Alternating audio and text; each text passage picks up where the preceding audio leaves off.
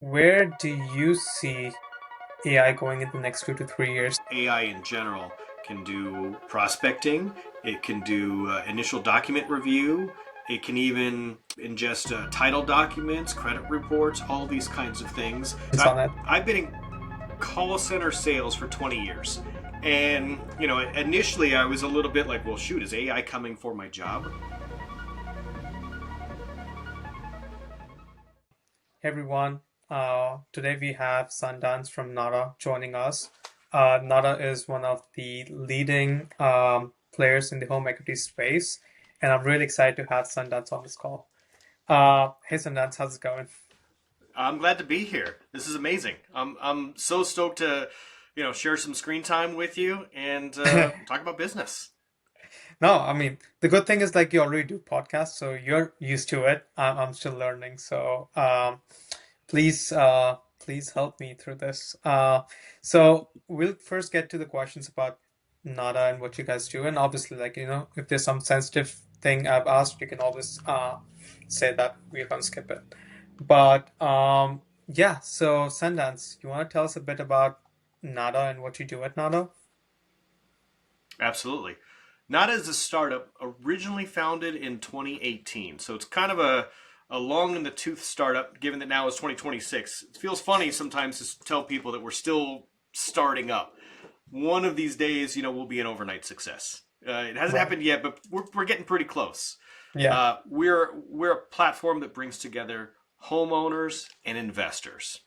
There's $32 trillion worth of equity in residential homes in America right now, and we just find buyers for that equity. So if you're a homeowner somewhere in America, you've got extra equity, maybe you don't want a HELOC, maybe you don't want to refinance your 3.2% interest rate. Well, I can find an investor who will buy some of that equity rather than lending you money against it. Benefit is there's no monthly payments there. Primary benefit anyway. And that's what we do. We bring together homeowners and investors who, investors want to buy some equity and homeowners want to have cash in hand. And it's Um, lots of demand for it. no, I mean that was a pretty good intro about what Nada does. Given the fact that it's a new kind of product, it's a new space, so people are always trying to learn. Okay, they always feel like, right? Correct me if I'm wrong. They always feel like, hey, I'm getting some money, but there's no kind of like payback period, kind of like terms. There's no fees, so they're always like kind of worried, like, is this even legit, or is that something that I'll just like end up on some terms, right? Yeah. Am I I call right this in the that? too good to be true syndrome. So, yes, a lot of people think this is too good to be true. Meaning, what's the catch? All right, I don't have to pay you a monthly payment for the next 10 years. Well, our investors are going to make money. At least that's what they're betting on, is that your Hmm. house is going to appreciate. Yeah. So investors come in and they're not altruistic. There is some benefit though. Like, I am a social investor myself. And I Hmm. like the aspect of this product because we keep people in their homes. So you're a family in the Midwest somewhere, it could be on the coast, doesn't matter. You're in America and something happened in your family, medical issue, somebody got laid off, you need access to your equity. Maybe you just want to start up a new job or a new Hmm. business. To access the equity in your house, in the old days, 10 years ago, you would have had to sell your house in order to access 100% of the equity in your property. Yeah. Now you don't have to sell your house. You can stay in the home. Your family can be secure. You have consistency for your family. And you can access the equity to go start that business or buy that investment property or get yourself through until, the next big contract or job takes place, or maybe your doctor and your internship's coming. You know what I mean? Like, there's a lot of Hmm. Yeah. scenarios where you don't have cash flow now, but it's going to get better in the future. And this covers the gap for a lot of folks and keeps them in their house rather than, having the house sold. We Yeah. also do a lot of home improvement stuff. Hmm. So home improvement projects build up the value of, the neighborhood of somebody's house. So they're building equity. And so I really love the social aspect of this, where investors come in. Yes, they're going to make gains when the house value goes up, but also the homeowner benefits the most because there you get all the rest of the gains from, not just monetarily, but, socially. Like, what's the value of home?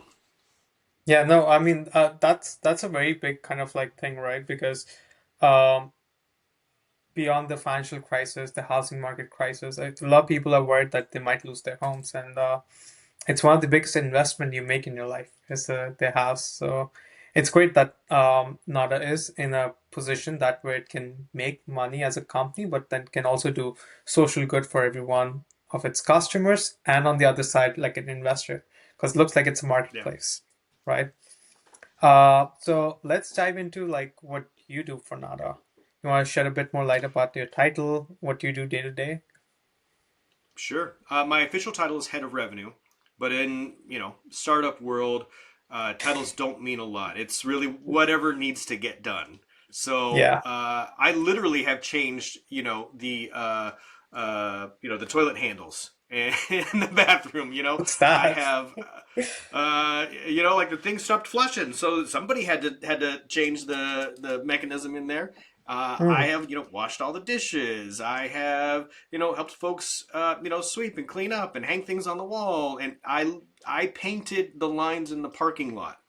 So, in a Okay. startup, you do a little bit of everything, whatever is needed. But Mhm. officially, I run sales and operations for our originations department. The folks who talk to homeowners, the people who process those transactions, and all of the underwriting activities and funding, all of that rolls up to me. So, if you are a homeowner in America, you're probably talking to somebody on my team if you interact with Nada. Okay, so I mean, if I have to put it, you're like the face of the company when it comes to talking to the homeowners and who they kind of like, see Nada as. Yep. Yep. Wow. And My team handles all of the inbound phone calls from Feather on a daily basis. So we've got a team on standby to take, 5 to 7 app calls each. We call them Mhm. Jessica calls because it's the name of our Feather agent. So we have a Jessica hotline. Jessica calls in, and Jessica is like our best friend. And Oh, so all of our agents are on a first name basis with Jessica, and all of our clients love Jessica. I'm glad to hear that, honestly. And I want to dive a bit deeper about it. So let's talk about Feather. I mean, how did you kind of like when you heard first heard about voice AI calling, what was your initial Mm-hmm. thoughts or kind of like, So opinions I, on it? I've been in call center sales for 20 years. And, initially I was a little bit like, well, shoot, is AI coming for my job? Is AI going to sell these transactions and replace all of my staff and all of my training because we don't need them anymore? And the, Yeah. the answer is no. But I Hmm. like genuinely, you have those kinds of fears of the unknown when new technology comes out like this until you figure out, okay, Yeah. how do I incorporate it? How do I work with it? How does it supplement what we're doing right now? And you were actually working with a competitor of ours. And Hmm. so I heard what you were doing for the competitor, like what your cadence was, how successful it was, and thought, well, we can do that better, right? We can Hmm. work with you in a way that incorporates it intelligently, effectively, efficiently, and and then really like after having the initial conversation with you, uh, you really put to bed all of my fears that AI was, coming for my people's jobs. And also, one of the amazing things that you did for us really quickly was a demo. So you did some research ahead of time. I remember this, and I remember thinking like, "Oh, this is really smart on your behalf." Like you set up a demo, and you must have went to our website and pulled up some of the information, adjusted it to like the quick FAQs, and then you put us on the phone with I don't know if her name was Jessica at the time or whoever it was, and so we could hear the interaction with the AI agent immediately, and I didn't have to imagine what it would sound like for an AI agent to be talking about our company and our opportunity. I could actually Hmm. ask her questions. So we put her on speakerphone. I asked some questions, and she answered them correctly. And you know what? And it sounded Yeah. authentic. And we moved on from there. No, thank you for that compliment.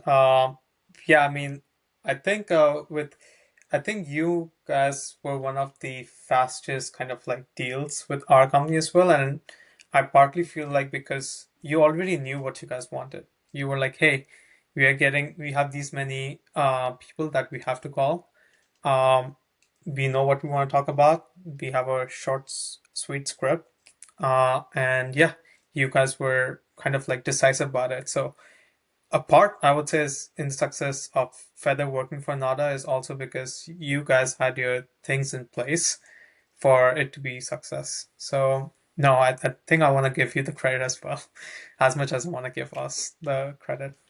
Yeah, it was like I said, we wanted to figure out a way so we could work together and be more efficient and more intelligent about it, rather than just sort of throwing a platform at a problem. I know, right? And I mean that's the biggest kind of like worry is sometimes when you're being sold to, you're worried that hey, is it gonna be something that's being shoved down my throat, right? So, um, glad it worked out. I wanna kind of like ask you what specific use case is Feather doing for you guys right now? So Feather for us is our outbound agent.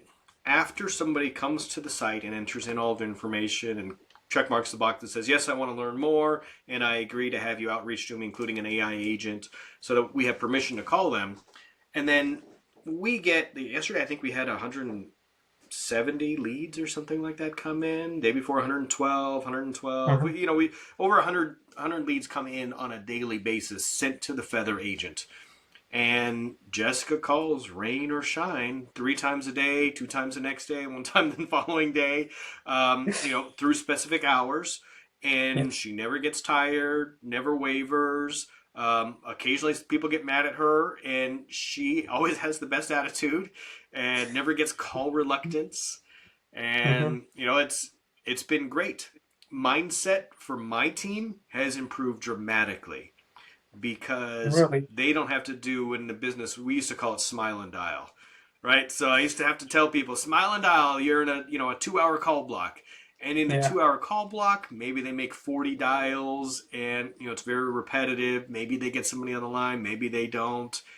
Now they don't have to make those outbound dials. They can focus on higher, earning activities, so they can work Yeah. on follow-ups, or they can work on closing deals, or they can work on referrals versus smiling and dialing.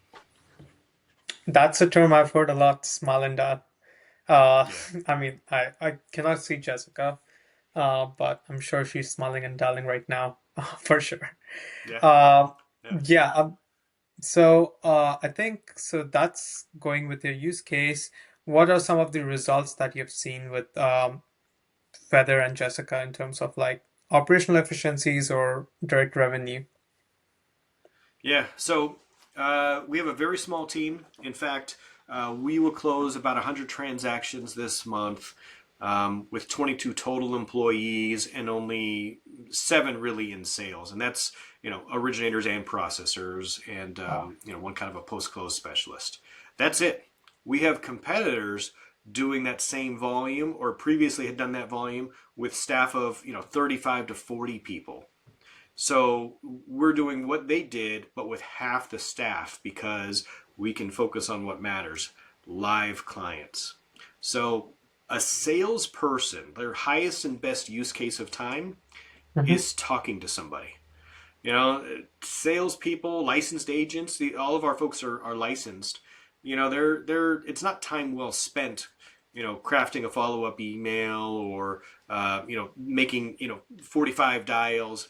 Their best time is spent actually having a conversation with a client, and that's really what Jessica does for us. It allows us to triple, probably quadruple in some cases, the amount of talk time that we have with clients. And so consequently also the number of clients that we can touch. So our Yeah. folks, they're taking between 5 to 7, inbound, we call them application, Jessica calls, on a daily basis. Before, maybe they get to 2, maybe they get to 3. They're kind of hustling to find referrals, and Yeah. and once they got one on the phone, they can't simultaneously work up a deal and continue dialing. Jessica just keeps dialing away. As soon as she transfers, she's still dialing on the other side. So it keeps all of our folks busy on the right activity, which is having a conversation, writing the deal.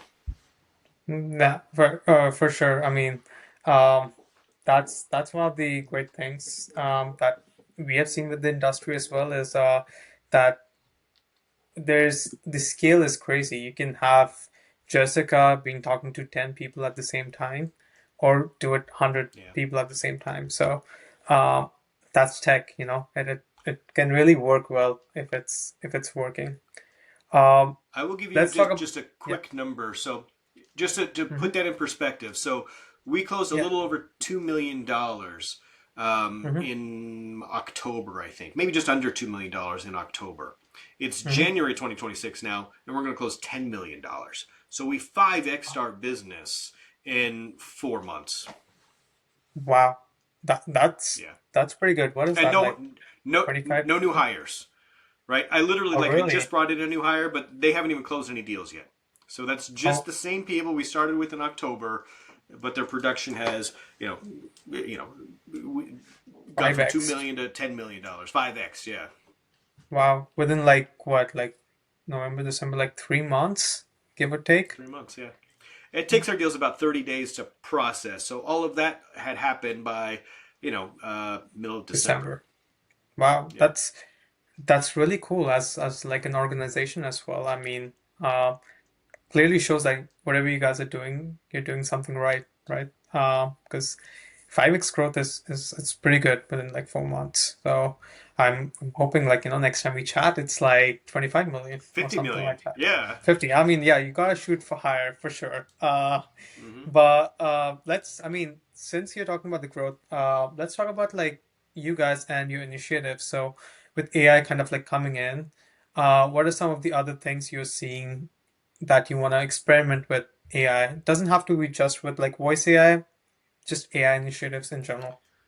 So, two other really kind of key points. So, number one, we've just started talking about SMS text campaigns, and that's really interesting to us because new generation. There's a lot of folks who they're not comfortable answering the phone, especially for a stranger. They don't know who Jessica is, they don't know who Nada is, and they would much rather communicate via text. That's their comfort zone. So, having Hmm. an AI agent interact via text seems like a great way to go for the next evolution of contact. And it might be in connection with a phone call. Very often somebody is, if I text you, hey, I'm going to text you and tell you I'm going to call. Yeah. Then you'll pick up the phone call. So if Jessica can do that, then our connection ratios should increase significantly. And then the second use case for us isn't Hmm. the initial outreach, but the next iteration for us is really what we call stip chasing or condition chasing. So we have clients in process who have, they owe us a trust agreement or some kind of a document that our underwriter found that they needed along the way, and Yeah. our AI agent can try and track down those documents for us. So we want to experiment with both of those in the not too distant future. Oh wow. So you for the second use case, you're thinking like an AI agent that can pull up the country records and kind of like find that title information, or is it Yeah, more well, like contacting customer? yeah, just contacting the customer and letting them know, Hmm. hey, your agent, your licensed specialist would like to have a conversation with you regarding your file or give you an update, and then they can transfer through to the processor, and then they can communicate and say, here's what we're missing or what we need. Oh wow. So it's like touching different parts. It's like kind of having an AI employee, right? That's touching different Absolutely, pieces yeah. within that. So AI hasn't replaced any of our business, but as I mentioned, we haven't grown since we incorporated it, and our business has. So it's Hmm. enabled the folks that we have here to be very efficient, and the majority of my team is paid on commissions. So they are Okay. more than happy to have more business per agent, right? Yeah. So there's that human element. I'm enabling. I'm now I can provide for the people who work for us and give them a good living, right? Hmm. And so for us, that makes a big difference. Now, I mean, I think that word enable is a very true word, as you said. It's not always replacing; it's enabling people to do more, which in turn obviously means like better cost savings for the company, but not at the expense of the current employees, for sure. Yeah. Since we're on this topic, and you have a tons of experience, I know, within lending space and within calling operations, what would be some advice that you would give to other lending companies? whether it's in your space or whether it's some kind of other lending companies? Yeah. First of all, I would encourage you to dip your toe into this because if you don't try it, you'll never get to the point where you're comfortable with it. So I encourage folks to try it, enable your folks, empower your sales agents to work on what they actually want to do in the first place. So if you can free up monotonous tasks, replace that with AI. That's a great use case. Nobody liked doing those activities anyway. So let's free them up so that they're more efficient. You'll have happier employees, better retention, people will make more money, and morale will be boosted. And for the cost, the exchange is fantastic, right? So Jessica, our AI agent, can work tirelessly. She doesn't take a lunch break. So it's a great cost effective tool to use. So really is just get outside of your comfort zone and do it. That's really what I was scared of. We tried a couple different tweaks to Hmm. the scripting and how to operate it, and then I have forced myself to log into the portal, every single day, and I bugged you for like the good, that first month. I was always Yeah. messaging you like, how do I do this? What is Yeah. this? And you did a few things for me, and then you showed me how to do things. And so I learned how to go in there and experiment myself and update some of the FAQ things and update the call cadence and the Mhm. schedule. And so all of those things, now we know how to control ourselves. We can experiment. We can do some A/B testing. And it's just the kind of thing where you have to plug it into your business and just test it out. Your first test might fail, and that's okay. Just try again. Yeah, because the reward is worth it. At the end, if you are able to Yeah. figure it out, it's great. Um, and I know we're coming towards an end. I think I just want to focus on one quick thing. Where do you see AI going in the next 2 to 3 years? Like general outlook. Oh, general outlook. Well, I'll give you some specifics. So for my business Mm-hmm. in the lending space, and like financial transactions, there are a lot of tasks that underwriters do that don't need to be specific to them. So I think there will be a lot more automation, which is sort of the holy grail in our industry. Mm-hmm. Compliance risk has escalated in our industry. So AI in general can do prospecting. It can do initial document review. It can even, ingest title documents, credit reports, all these kinds Yeah. of things, as long as there's guardrails in place. So we do have to be careful. I don't want, you can't put a credit report on ChatGPT because you can't give somebody's, private information. But if you've Yeah. got a walled garden and that information isn't escaping, okay, great. Use that responsibly. So I think you're going to see, there's a few folks out there who are kind of wild westing it right now, but there's going to be some guardrails in place, and there should be, so that it's used intelligently and effectively, but also confined to certain quadrants. And it'll never replace a human, I don't think. Right now it takes me a half an hour to underwrite a file. It might only take me 10 minutes in the future because AI has summarized everything, red flagged a few issues for me, and so I can go in and verify rather than going through from scratch. And I think that's going to be a big change. And I imagine it's that way for a lot of industries. Mm-hmm. AI, as long as it's used responsibly, we've got some walled gardens out there, some barriers, some guardrails in place. It will make jobs easier so they can be more productive. And more with less is kind of a common theme. And pretty soon, that'll be the new norm. And on that note, I know like anything that makes you either optimistic or concerned for the future generation, like the teenagers that are there, because Yeah. I think that's something that hits home, right? Like we are seeing such a technological shift. Does it make you either optimistic for them or worried about it? I am optimistic. So I know how I use AI. I literally, I've got a Hmm. Perplexity up over here. I've got Copilot. We've got Gemini. We have Yeah. AI integrated into our daily, workflows now. And the accumulation of knowledge that used to take place through school or reading. You used to have to, read a lengthy book, take a class, and to accumulate that knowledge. And then, like the global knowledge pool, was still built on what knowledge we had before. So you had to learn that initial knowledge base, and then to grow to get that next step, you got that little extra bit that you can contribute.